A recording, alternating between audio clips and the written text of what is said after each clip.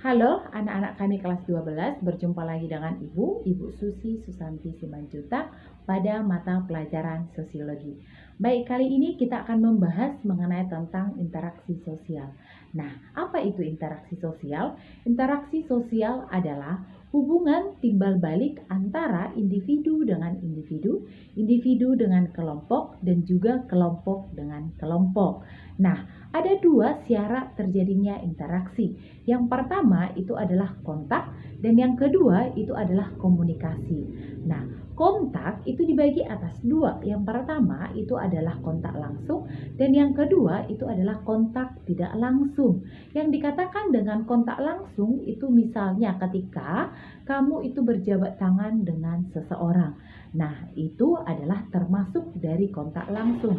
Sedangkan kontak tidak langsung itu adalah kamu menggunakan media perantara ketika berkomunikasi atau ketika berbicara dengan orang lain. Contohnya melalui HP, ya, gitu dia. Jadi itu yang dimaksud dengan kontak tidak langsung. Jadi dia menggunakan media perantara seperti HP yang tadi, ya. Oke, yang kedua itu adalah komunikasi. Jadi komunikasi ini adalah menyampaikan informasi kepada orang lain. Jadi ada 4 unsur daripada komunikasi. Yang pertama ada komunikator, yang kedua ada komunikan, yang ketiga ada pesan, dan yang keempat itu ada media. Nah, yang dikatakan dengan komunikator adalah orang yang menyampaikan informasi. Sedangkan komunikan itu adalah orang yang menerima informasi. Sedangkan pesan itu adalah informasi yang disampaikan oleh komunikator kepada komunikan. Sedangkan media ini adalah perantara yang digunakan untuk menyampaikan pesan tersebut ataupun informasi tersebut kepada komunikan. Nah, itu adalah 4 unsur daripada komunikasi. Nah, sekarang kita masuk ke faktor pendorong daripada interaksi sosial. Faktor pendorong daripada interaksi sosial itu ada 6. Yang pertama itu disebut dengan identifikasi, yang kedua itu disebut dengan imitasi, yang ketiga itu disebut dengan motivasi, yang keempat itu disebut dengan simpati, yang kelima itu disebut dengan empati, dan yang keenam itu adalah sugesti. Nah, kita bahas satu persatu. Kalau dia nanti identifikasi berasal dari kata identik, berarti sama persis, berarti meniru secara keseluruhan. Sedangkan dia imitasi adalah meniru sebagian, ya. Baru yang ketiga itu adalah simpati. Kalau dikatakan simpati berarti sikap tertarik kepada orang lain. Berbeda dengan empati. Kalau dia empati adalah ikut merasakan perasaan daripada orang lain, lebih mendalam, ya. Oke, yang kelima itu adalah sugesti. Sugesti ini adalah sikap mempengaruhi daripada orang lain. Sedangkan yang terakhir itu adalah motivasi. Motivasi ini adalah dorongan yang diberikan oleh seseorang kepada orang lain sehingga dia melakukan apa yang kita inginkan. Contohnya, seorang guru yang memotivasi siswanya untuk belajar. Nah, itu adalah contoh daripada motivasi. Nah, ada 6 tadi faktor pendorong daripada interaksi sosial. Yang pertama itu identifikasi, berarti meniru secara keseluruhan. Yang kedua imitasi, berarti meniru secara sebagian. Yang ketiga itu adalah simpati, berarti ini adalah sikap tertarik terhadap orang lain. Yang keempat itu adalah sifat empati, berarti ini ikut merasakan perasaan orang lain. Yang kelima itu adalah motivasi, berarti ini adalah dorongan yang diberikan kepada seseorang sehingga orang tersebut mau melakukan apa yang kita inginkan. Maka yang keenam itu adalah sugesti, berarti sugesti ini adalah sikap mempengaruhi orang lain sehingga mau melakukan apa yang kita inginkan. Nah, itu adalah faktor pendorong daripada interaksi sosial. Nah, yang terakhir itu adalah bentuk daripada interaksi sosial.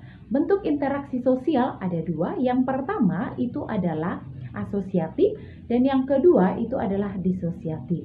Asosiatif berarti ini adalah bentuk interaksi yang mendukung. Contohnya kerjasama yang terdiri dari kerukunan. Ya, yang kedua joint venture, yang ketiga bargaining, yang keempat koalisi, yang kelima kooptasi. Ya, oke, baik. Yang kedua itu adalah akomodasi. Akomodasi ini adalah penyelesaian konflik dan ini sudah kita bahas itu kelas 11. Ada 17 bentuk akomodasi, di antaranya itu ada arbitrasi, mediasi, konsiliasi, adjudikasi, stalemate, toleransi, dan lain sebagainya. Dan yang terakhir itu adalah akulturasi. Akulturasi itu adalah perpaduan antara dua kebudayaan di mana kebudayaan yang lama itu tidak hilang.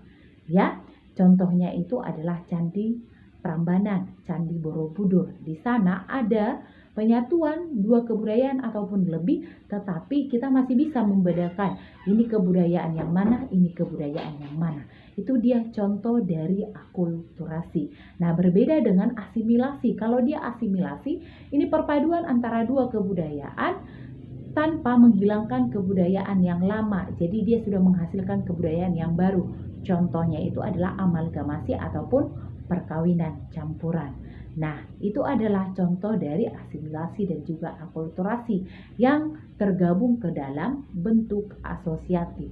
Nah, sekarang yang terakhir itu adalah bentuk interaksi yang kedua, yaitu disosiatif, yang terdiri dari 3. Yang pertama itu adalah persaingan, yang kedua itu adalah kontravensi, dan yang ketiga itu adalah konflik.